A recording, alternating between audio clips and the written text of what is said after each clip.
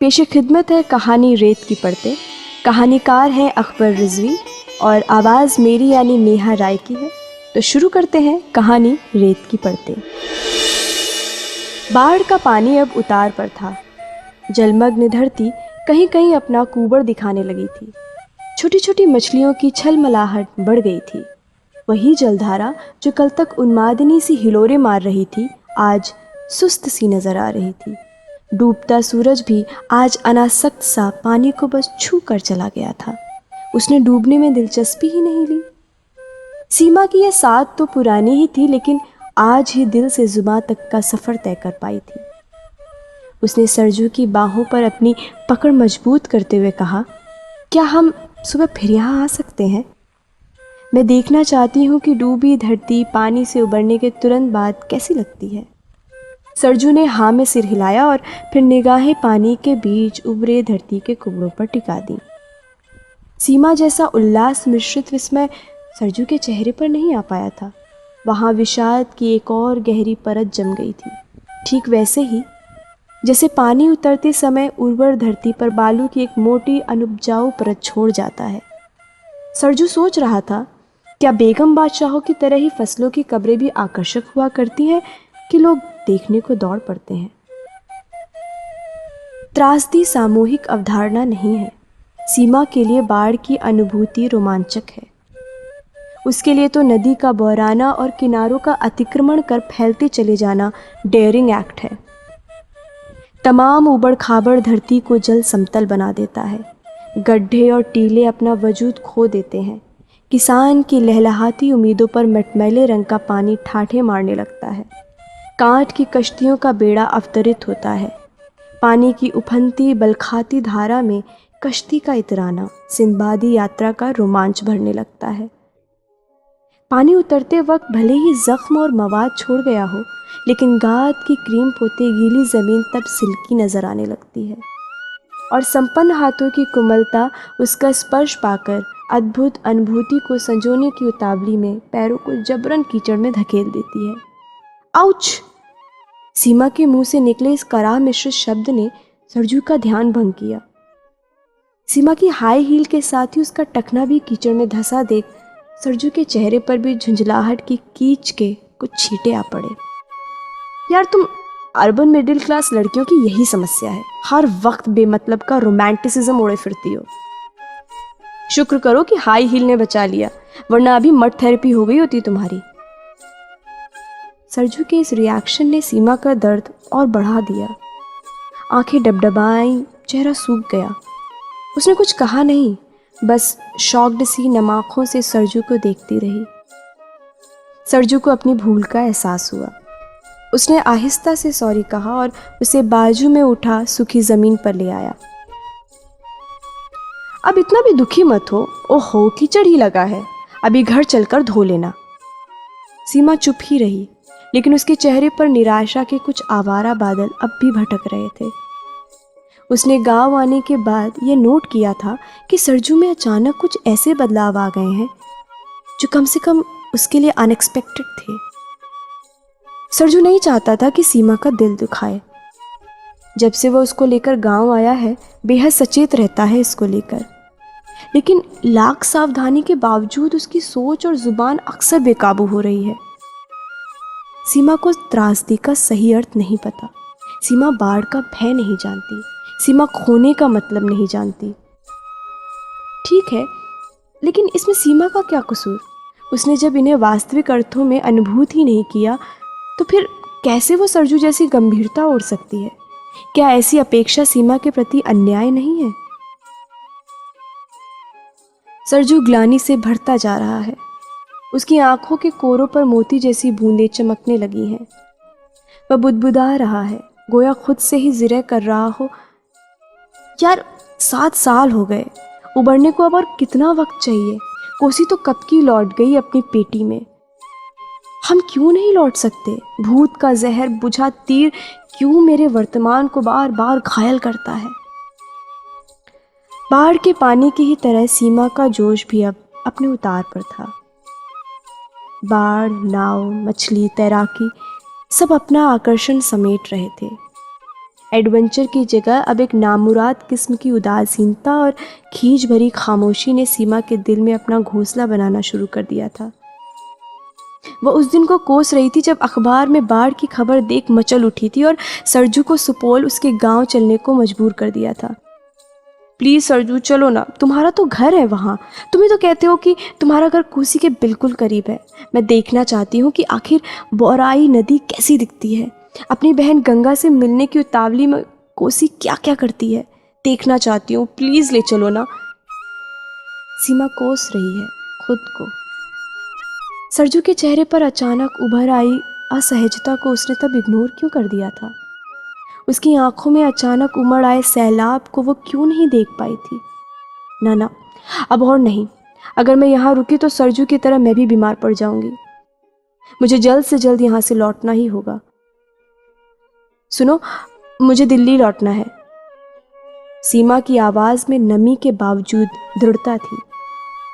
क्यों, क्या हुआ? शेड्यूल रिटर्न में तो अभी 5 दिन बाकी हैं। सरजू की आंखों में ही नहीं, आवाज़ में भी अचंभे का भंवर था। जो देखना था वो देख लिया। वैसे भी अब कोसी शांत हो रही है, पानी उतर रहा है, तो कुछ बचा ही नहीं है देखने के लिए। सीमा ने आकाश के उस छोर पर नज़र टिका रखी थी जहां वो धरती से मिलता प्रतीत हो रहा था, और सूरज अपनी रोशनी और गर्मी समेट कर वहीं कहीं गुम होने की फिराक में था। अरे, अभी तो तुमने ठीक से कुछ देखा भी नहीं। पानी उतरने के बाद भी तो बहुत कुछ देखना है तुमको। विस्मय भरी छोटी सी चुप्पी के बाद सरजू ने फिर कहा, तुम्हें कुसहा भी तो जाना है बैराज देखने। अभी गांव के लोगों से भी तुम्हारी मुलाकात नहीं करवाई मैंने। अरे नहीं, कुछ चीजें बिना देखे भी तो देख ली जाती हैं। मुझे तो ऐसा लग रहा है कि मैंने उबलती कोसी देखने के बाद सब कुछ ही देख लिया हो। सीमा ने सरजू को बीच में ही टोक दिया। उसके हाव भाव से स्पष्ट था कि अब वो किसी भी कीमत पर यहाँ और रुकने को तैयार नहीं है। सरजू को लगा कि अब सीमा से रुकने की रिक्वेस्ट बेमानी है। वैसे भी सीमा से मेरा रिश्ता ही क्या है, नॉर्मल फ्रेंडशिप ही तो। ऐसा सोचते ही उसने मुंह बिचकाया और हथियार डालने वाले अंदाज में कहा, ठीक है फिर, लेकिन 2-3 दिन वेट करना पड़ेगा, मजबूरी है। कल किसी से नाव उधार करूंगा और जाऊंगा सुपौल। देखे रिजर्वेशन? सीमा ने बीच में ही टोक दिया। रिजर्वेशन नहीं भी मिले तो भी चलेगा। जिंदगी हमेशा आरक्षित डिब्बे में पसरने का नाम नहीं है। मैं देखना चाहती हूँ कि एक बार जनरल डिब्बे में कैसे सफ़र करते हैं लोग। सीमा की बात कोई चुटकुला नहीं थी, फिर भी सरजू ने जोरदार ठहाका मारा। ठहाके में घुली तुलसी और व्यंग की बेहद बारीक सुइयां सीमा के दिल में झटके से पवित्र हो गईं। ऐसा लगा जैसे यह ठहाका नहीं था, बल्कि उसके बिल्कुल नज़दीक कोई बम ब्लास्ट हुआ था, और वो उसकी जद में आ गई थी। उसने सरजू की तरफ नहीं, उतरते पानी और धरती के बेडोल कुबड़ों को देखा और बिना कुछ कहे घर की तरफ मुड़ गई। मनुष्य की सौंदर्य दृष्टि भी गिरगिट से कम नहीं है, मूड के हिसाब से बदलती रहती है। कल तक यही कुबड़ उसको बेहद खूबसूरत लग रहे थे, पतली ज़मीन को छूने का दिल कर रहा था, और आज अभी अचानक उसके नथुनों ने बदबू का भयानक हमला झेला है, जी मितला रहा है। पानी उतरने के बाद के दृश्य वातावरण को भयावह बना रहे हैं। कीचड़ सनी सड़कनुमा पगडंडियों के सहारे गांव घूमने की कल्पना मात्र से पैर के तलवों में खुजली सी होने लगी है। जिस जलकुंभी के फूलों को बेवजह तोड़ गुलाब की तरह बालों के जूड़े में खोसने की नाकाम कोशिश में सीमा ने डगमग कश्ती पर घंटों गुजारा था, आज गीली जमीन पर लकवाग्रस्त मरीज की तरह पड़ी उस जलकुंभी को देख उसे घिन आ रही है। उसके बदन में झुरझुरी सी हो रही है। चारपाई की बजाय सीलन भरे कच्चे फर्श पर सोने की जिद ठानने वाली सीमा को आज चारपाई पर भी नींद नहीं आएगी। बाढ़ के रोमांच की अनुभूति धीरे धीरे लोमहर्षक दृश्यों में तब्दील हो रही है। वह सोच रही है, क्या ये शापित संवेदनाओं का गांव है? सरजू भी तो यहाँ आने के बाद ही से बेतरतीबी का शिकार है। क्या इसीलिए वो गांव आने से कतराता है? ओह माय गॉड, कहीं ऐसा ना हो कि ये वितृष्णा मुझे सरजू नो आगे की बदहवास सोच को सीमा ने जबरन परे धकेल दिया। सीमा, तुम्हें अचानक क्या हो गया है? नहीं, मुझे क्या होगा? कुछ नहीं। झूठ मत बोलो, तुम्हारा चेहरा, तुम्हारी आंखें और तुम्हारी आवाज़ तक चुगली खा रहे हैं। अरे नहीं यार, तुम गलत समझ रहे हो, ऐसा कुछ भी नहीं है। तुम बेवजह परेशान हो रहे हो। तुम्हें क्या लगता है तुम कहोगी और मैं मान लूँगा? जानता हूँ तुमको। तो ठीक है, फिर बंदोबस्त करो जितना जल्दी संभव हो सके। बाबा, वही तो कर रहा हूँ, लेकिन आज क्या मेरे साथ कहीं घूमने नहीं चलोगी? कहाँ? एक मुर्दों का टीला। ओह माय गॉड, मैं नहीं जा सकती, सीमा ने बीच में ही टोक दिया। अरे अरे, वहाँ पर भूत प्रेत नहीं रहते, नाम है जगह का। वहाँ एक पागल सा इंसान रहता है। उसने रेत को बटोर कर एक टीला बनाया है और उसी को चीख चीख कर मुर्दों का टीला बताता रहता है। हालांकि टीला रोज़ आवारा हवाओं की जद में आकर ढह जाता है, इसीलिए वो हमेशा वहीं रहता है और लगातार रेत जुटाता रहता है। मुझे विश्वास है कि उससे मिलने के बाद तुम्हारी नाराज़गी थोड़ी कम हो सकेगी। सीमा कुछ बोल नहीं रही, वो सिर्फ सरजू को देख रही है अपलक। पता नहीं क्या सोच रही है, क्या ढूंढ रही है। वो जाना तो नहीं चाहती, लेकिन जाएगी सरजू के लिए। चारों तरफ रेत का विस्तार, हरियाली की बेवफाई के शिकार पेड़ पौधे, सिर्फ कुछ सूखी झुकी डालियां, टेढ़े एंचे तने, बेपर्दा बेदम और उखड़ी हुई जड़ें, लूले लंगड़े अभिशप्त पेड़ों की लाशें। बरसात की बेशर्म धूप ने सीमा को परेशान कर दिया है। आंखें चौंधिया रही हैं, रेत में चप्पल पहनकर चलना मुश्किल हो रहा है। आवारा रेत कण चप्पल और तलवों के बीच घुस घुस कर गुदगुदी कर रहे हैं। लिहाजा सीमा ने चप्पल उतार लिए हैं। अब उसके पैर बालू के गड्ढे को रौंदते और खुद भी उसमें धंसते हुए आगे बढ़ रहे हैं। मुर्दों का टीला अभी काफ़ी दूर है। हाँ, एक टेर अब कान के पर्दों पर दस्तक देने लगी है। दर्द में डूबी आवाज़ इस वीराने को और वीरान बना रही है। तुम क्या जानो नितेश विजेंदर, कैसे सबो रोज़ जीते हैं, वीराने में बैठे बेबस बेघर हम जहर जिंदगी का पीते हैं।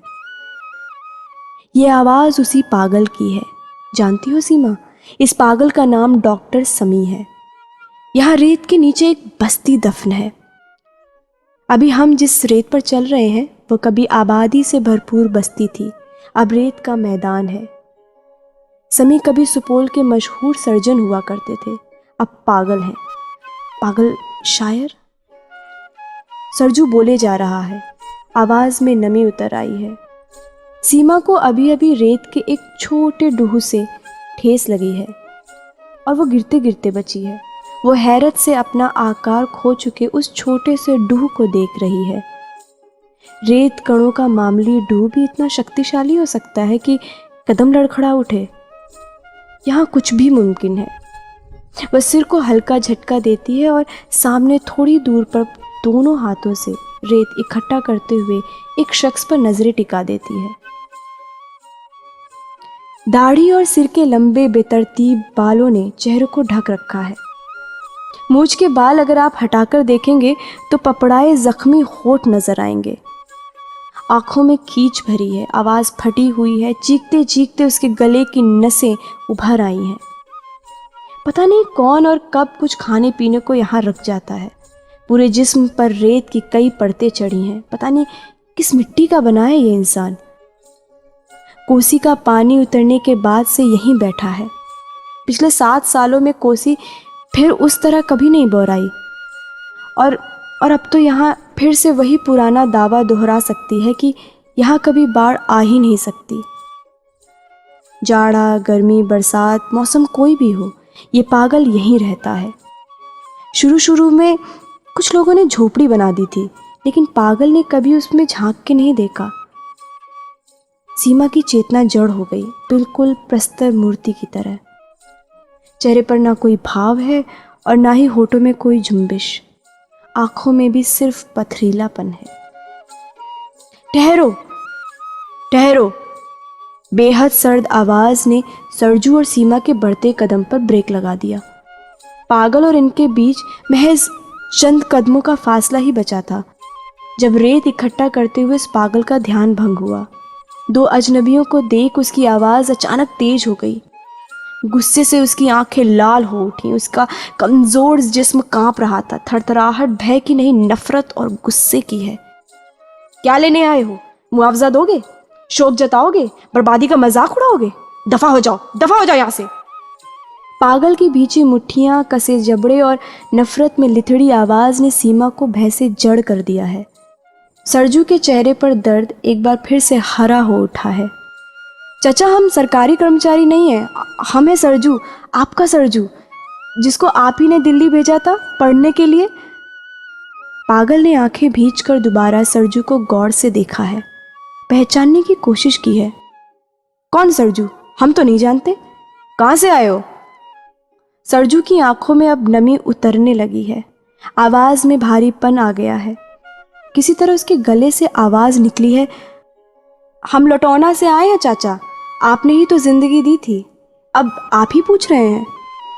अरे झूठ क्यों बोलते हो? मैं कौन होता हूँ जिंदगी देने वाला? जिंदगी दे पाता तो मुर्दों के टीले पर रेत क्यों चढ़ाता? देखता नहीं रूहों के जिस्म बार बार बेपर्दा हो रहे हैं। हवा बहुत कमीनी है,